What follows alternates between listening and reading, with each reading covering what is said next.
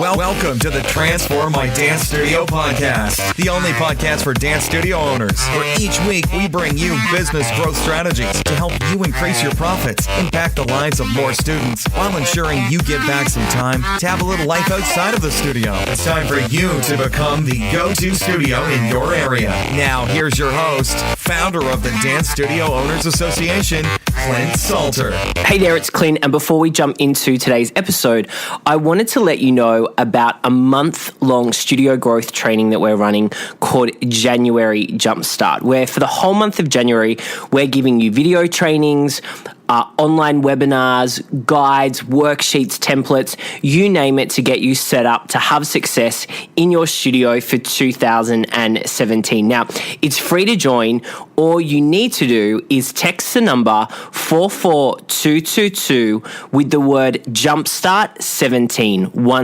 So that's 44222 and the word Jumpstart 17. Now, if you're in the UK, Australia, or New Zealand, you can go to the website dancestudioownersassociation.com/jumpstart, and you'll get access straight away to our group and access to all the trainings that we're going to be running during January to help you build your dance studio. Now let's get on with the episode. Hey dance studio owners, it's Clint. Welcome to Studio Success Secrets Week. I kind of felt a bit like Oprah then when I said that. I am really, really excited to bring you this great week of speaking with people just like you, dance studio owners who started their studio, who have grown their studio, who have seen success, but along the way, those challenges, those hurdles have come up. And I think it's important that you get access to what it's really like to be a dance studio owner and hear from people that have done really well and created a thriving business, and hear about those things that they've done to make them have the success. And so today I'm bringing you someone who I absolutely adore. Her name is Angela, and she is the CEO of More Than Dance. And Angela has been a member. Angela, I think you're one of the first members of Studio Success Formula. When we started it a couple of years ago. And since then, Angela is now in our Inner Circle group that we run. And what I love lots of things about Angela, but what I think she's going to really bring to the table today is her passion for providing an amazing service to her parents and to her students. She's always thinking about what else can we be doing? How can we be standing out? How can we give them more of what they want? She is insanely creative. If anyone in the group needs a name for something or a new class or something, Angela is what about this? What about this? We've done this. And so I'm really excited to jump in. Thanks for joining us, Angela. Thank you. And Angela is also our on-camera trainer. Angela loves doing videos for her dance studio, and she's very good at them. So maybe a couple of tips around that. Angela, tell us, for those that might not know you, which is probably a lot of our listeners, tell us a little bit about your journey. How did you start your studio? And you have a studio where you focus on different disciplines. How did you start it, and where is it today? Sure. I opened the studio about 6 years ago. I had spent most of my life as a professional actor and performer and dancer.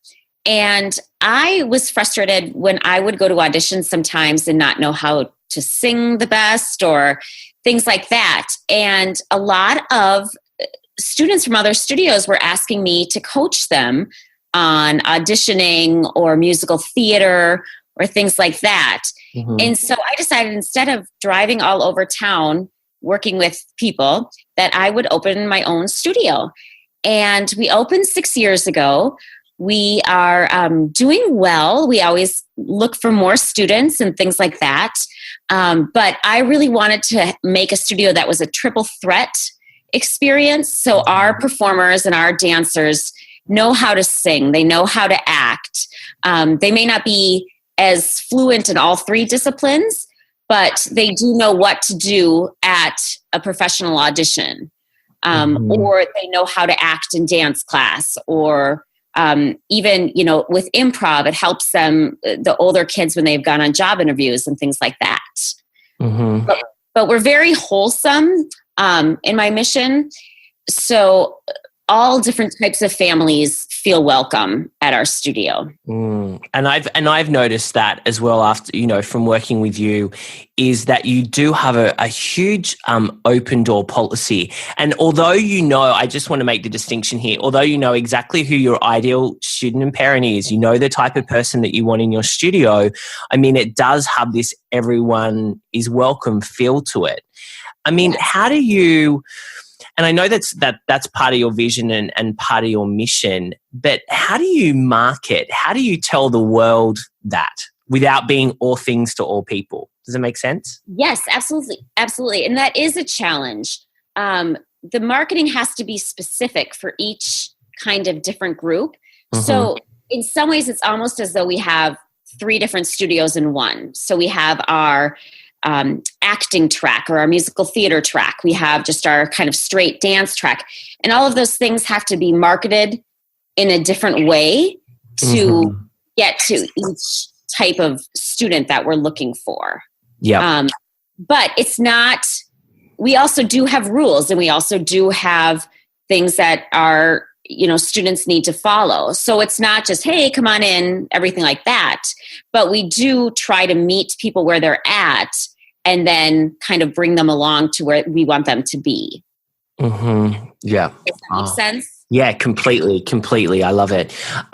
One of the things that I think you do extremely well is, retention is a big thing for a lot of studios, because one thing is getting them in. The other thing is like making sure that they stay. And I know you do, you have so many amazing kind of like special touches and ideas that you have. The recent one was probably your tree of gratitude, which I loved.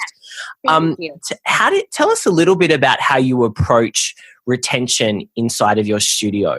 Sure. I try to see all of my students and all of my parents and as a gift. And I really try to get my staff to understand that as well, that every person that comes in is really a gift to us. We may not always like the way they're wrapped. Sometimes they're a little more like a dance mom than we would like. Yeah. But they really... they spend their time and their money and their resources to come to my studio, which to me is really a gift. And I need to keep remembering to see them all in that way, and that they can choose to go any place.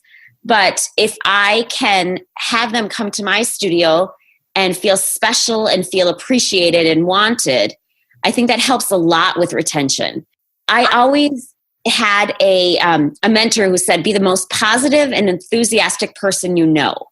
And I think that's really important at a studio. So when our students come in, the little kids, I try to have them see through my eyes how special they are. And it's not a fakeness to it, but when a little 3-year-old walks in and has made you a coloring picture, you need to be excited over that. Yeah. That's a big deal to them. Yeah. Or if a parent comes in, and you can just tell they've had a frustrating day, just to say, hi, we're so glad you're here today. Things like that, I think, go a really long way. As our studio's grown, I don't know everybody's, brothers and dogs' names and all of that, which I used to do. But I really try to make a personal connection with each family that comes in. Yeah, and I think that's crucial, because we're in the business. I really think any business is in the business of building relationships, and I think as the CEO of your studio that's a huge part of your role. Tell us a little bit, because one of the things that I've seen, from you over the last couple of years, and especially the last year that we've been working more closely together, is your transition from dance teacher to studio owner. Going from teaching all of those classes to pulling back bit by bit and getting teachers in. And that's something that I think a lot of our listeners would be interested in hearing your process and the transition that you've made around that. Sure. Well, it has not been easy. That's been one of the biggest challenges for me, because it's hard for me not to have every, student come up to me and give me a big hug every day because they see their other teacher now. Yeah. And as silly as that sounds, that was really tough for me. So I have had to, it's been a slow process, but I've been really trying to train my fellow teachers kind of in our whole mission of our studio. And I've had to really let go so that I can continue to help the studio grow. For me too, it's been helpful because I used to just be exhausted every day. I mean, a great exhaustion, like that feeling after being on stage, for 4 hours, but I was exhausted. So it's helped me a lot once I kind of took that leap to bring in more people and to train more teachers, that I'm not as exhausted every day, and I can give more when I'm home with my family, or give more when I'm at the studio teaching, or when I'm at the studio running a meeting, or things like that. Yeah. It has been a tough, that's been a tough challenge for me. What are the benefits, for someone that's like, well, I'm teaching every class at the moment, or 80% of classes, what have you seen the benefits that have come out of you, teaching less and stepping more into, the role of running your studio? Sure. I think communication has been a lot better between all of our staff and our students, because I'm able to spend time, making sure everything is sent out the way we want it to. I'm not rushing off to teach another class. It's also helped in the studio just kind of keep a sense of calm, and the idea that if I do need to take a night off, I can. There's times that I want to be home with my son if he has an event or something like that. And I've been able to do those things without feeling guilty, or without feeling that I'm letting anyone down at the studio or in my family. And it's really been great for the students, frankly, because they need to know how to go to different classes with different teachers, and how to get a different idea on choreography, or how to, have another teacher give you some insight on that triple pirouette. So it's really helped us grow. So once I got over my own ego, it's really been helpful. Totally. And I think that that's really insightful, especially for a lot of listeners who are in a situation where they're doing a lot of teaching and they're thinking about these things that you've just mentioned. So thanks for sharing that. You have a really, you have such a passion for your special needs program that you run inside of your studio. So I'd love to talk a little bit about that. How did you start that studio? How did you recognize that there was a place for that in your community? And what steps did you put in place to make that a great, beautiful part of your studio? Well, I've always thought that everyone should have the chance to dance, and everyone should have the opportunity. And really the only muscle that needs to actually work is your heart in order to dance. So we have students who are sitting in wheelchairs who can't move anything else besides their heart some days, and they get a chance to dance. There's other students who don't speak, and it's hard to get through to them, but they're given a chance to dance. I just think it's so important that we're all valued and all unique and all special. And it's just kind of always been a part of what I wanted to do in my mission. I really feel that it's part of my vocation to help people who would normally be kind of marginalized in society. It's been a challenge in a lot of ways, because now there are a lot of programs for people with special needs at dance studios, which I think is fantastic. But now I'm facing those kinds of things as well, where, there's national programs for people who want to teach students with special needs. So what we've really done, though, is make sure that our students are treated like everyone else. And I think that is something that's really valued for these parents, because I know a lot of programs will kind of dumb down choreography or make things not, I don't know how to say it, but not not treat those students the same way they would treat the other students. Yep. And I think parents appreciate that. Like our students who have Down syndrome or are in wheelchairs, they perform 3 dances at our recital, just like all of our other students. The choreography may need to be modified a little bit or, whatever, but the parents really appreciate that their kids can come to a place where they're treated just as any other kid would. And we also open that up to adults with disabilities or intellectual special challenges or needs.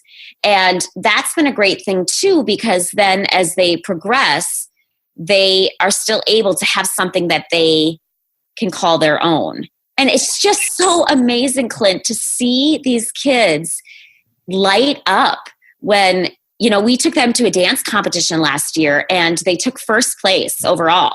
And I was nervous about that because I thought the other studios, might really have a hard time with that or whatever. But people are so gracious and so loving when they see our special needs performers. I mean, I think it just opens up this whole new idea that dance is for everyone. It really is.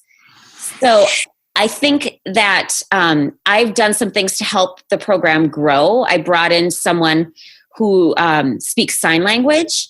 So she's there with me during class if there's some way that I can't quite communicate with a student.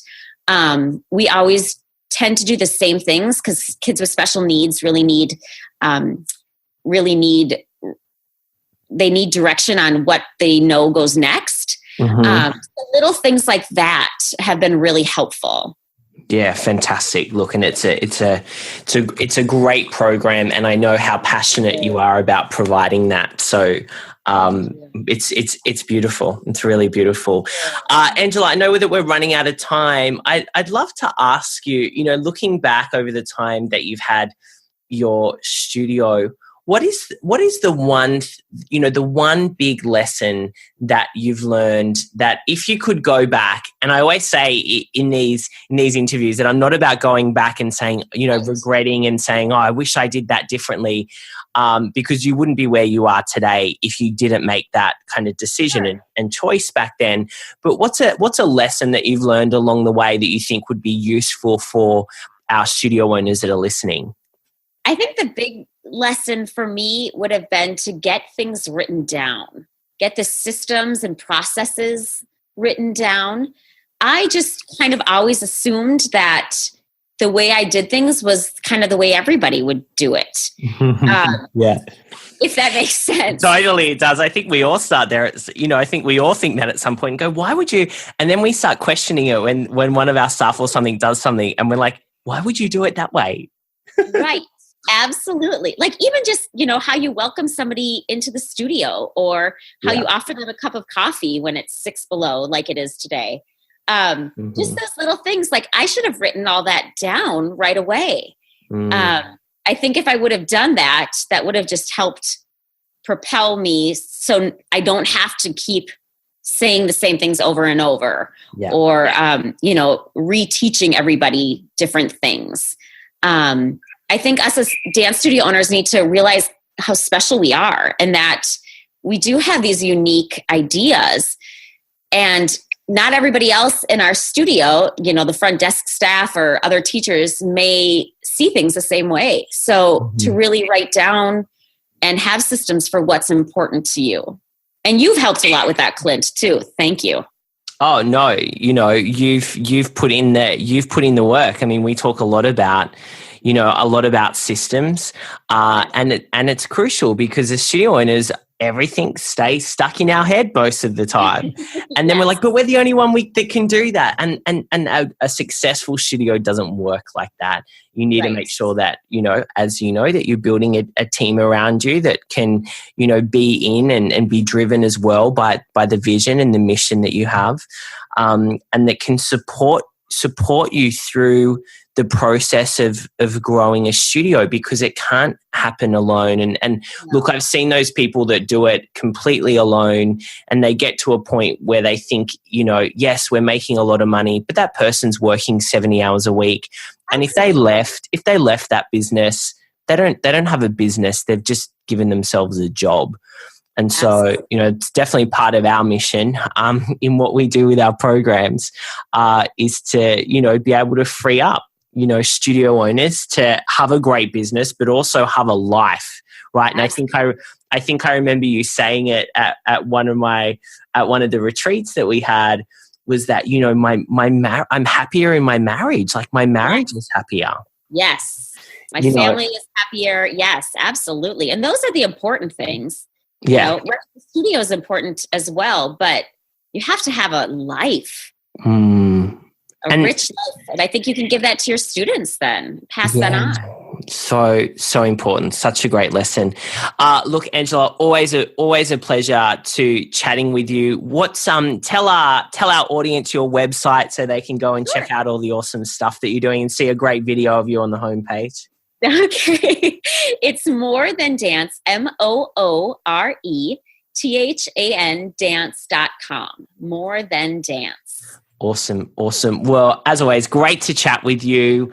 And I can't wait. I know that we have a coaching session tomorrow together, which I'm excited for. But thank you. Thank you so much for joining us today and sharing some of your wisdom with our audience of studio owners. Thank you. Hey, it's Clint, and I hope you really enjoyed that episode from our Studio Success Secrets Week. Now, if you didn't catch it at the beginning, I want to make sure that you know that for the month of January, we're running January Jumpstart, where we're giving you free access to a number of different trainings, worksheets, templates, video trainings, webinars to help you grow your studio in 2017. Now, to get access to all of these trainings, I want you to text the number 44222 with the word Jumpstart 17. That's the number 17. So 44222 with the word Jumpstart 17 to get access to our January Jumpstart group. Now, if you're in Australia, New Zealand, or the UK, what I want you to do is go to dancestudioownersassociation.com/jumpstart, and you can get access as well